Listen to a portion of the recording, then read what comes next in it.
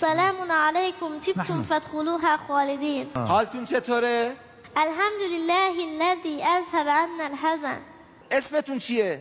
إنا أعطيناك الكوثر. چند سالتونه؟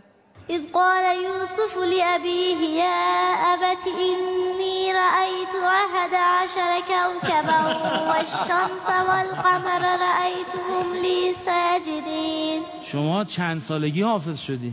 قال تزرعون 7 سنين دابا. 7 سالگی حافظ شدی؟ بله. خب چقدر طول کشیده تا حافظ شدی؟ ثم يأتي من بعد ذلك عام. الله. 1 ساله؟ ماشاءالله. صبر کن من بپرسم روزی چند ساعت وقت میذاشتی واسه حفظ؟ ما يكون من نجوى 3 إلا هو رابعهم. 3 الی 4 سال.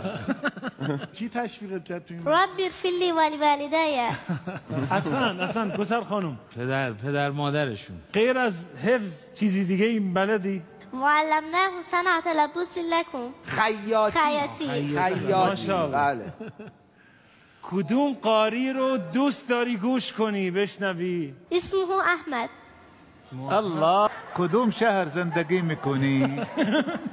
يا أيها المزمل قم الليل إلا قليلا